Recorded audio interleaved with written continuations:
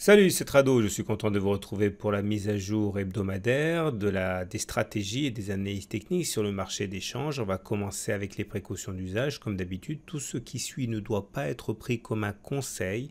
Il faut vous documenter, il faut faire appel à un professionnel, il faut de toute manière entrer à un moment où le potentiel de gain est supérieur par 2 fois au potentiel de perte.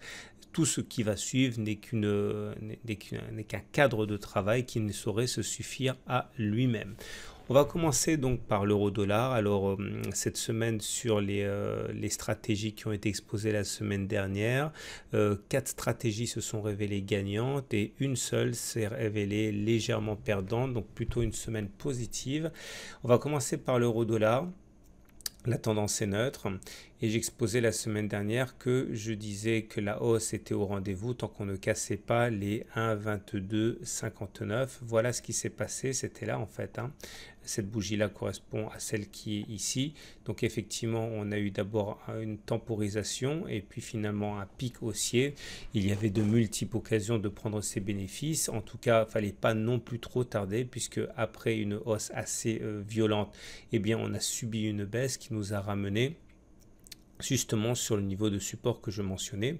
Pour la semaine prochaine, voilà ce que je vais faire à titre personnel. Je considère que les 1,2444 sont un point d'entrée assez intéressant pour une stratégie haussière avec pour ligne de mire les 1,253859.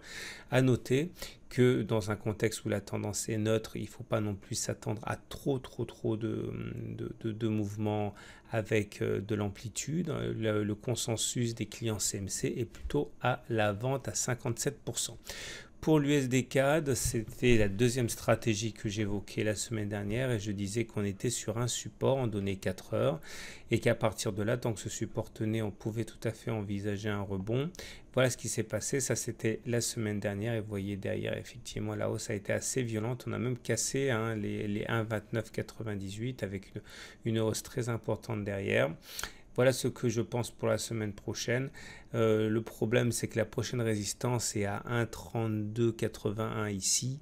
C'est-à-dire qu'on ne peut pas entrer véritablement maintenant car on n'aurait pas un ratio gain-risque suffisamment important. Donc je préfère m'abstenir en termes de stratégie. Mais en tout cas, un ralliement des 1,32 semble tout à fait envisageable.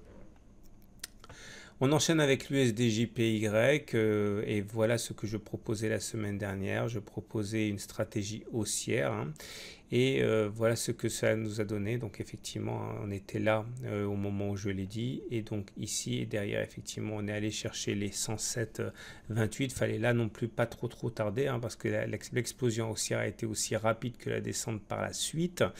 Et donc c'est la troisième stratégie qui s'est pas trop mal passée. Pour la semaine prochaine, je préfère ne rien proposer parce qu'on est dans une tendance neutre avec un nuage qui est à plat. Pour le GBP USD, j'ai pas fait d'analyse la semaine dernière, mais ce que je peux dire, c'est que pour cette semaine, à titre personnel, je pense qu'une cassure des 1,3974 ici, 75 pourrait libérer un potentiel haussier. Donc il faudra surveiller de près cette borne. Et pour le GBP USD, non, ça c'est ce que je disais, pardon, la semaine dernière. Et ce qui s'est passé, c'est un échec puisqu'on est passé au-dessus.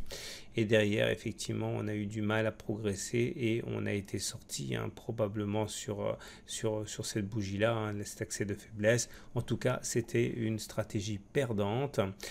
Et pour l'AUD-USD, voilà la stratégie que j'évoquais la semaine dernière. Je disais que je visais un retour sur les 1,7692 et voilà où on en est maintenant. On a quasiment touché l'objectif. Bon, prendre ses profits maintenant n'est pas complètement délirant non plus. En tout cas, c'est une stratégie qui a priori a fonctionné. Pour la semaine prochaine, je considère que la cassure des 0,7653 pourrait être un niveau intéressant pour viser les 0,7510.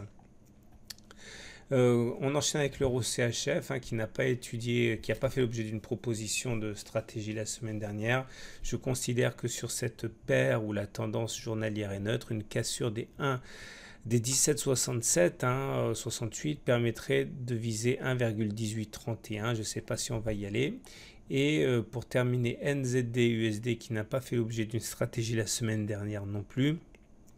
Des stratégies assez compliquées, soit un retour sur les 0,61, 77 permettrait d'initier une stratégie haussière, ou alors une cassure des 0,7356 pour aller viser 0,7385 et en cas de cassure des 73,85 viser un 0,7434 me semble assez cohérent en termes de stratégie, mais le plus important c'est que vous compreniez bien qu'au moment où vous achetez, il est très important que votre potentiel de gain soit par 2 fois au moins supérieur à votre potentiel de perte, sinon ce n'est pas très prudent. Voilà ce qu'on pouvait dire pour la revue du marché des changes. Je vous souhaite une très bonne semaine et à la semaine prochaine pour relever les filets.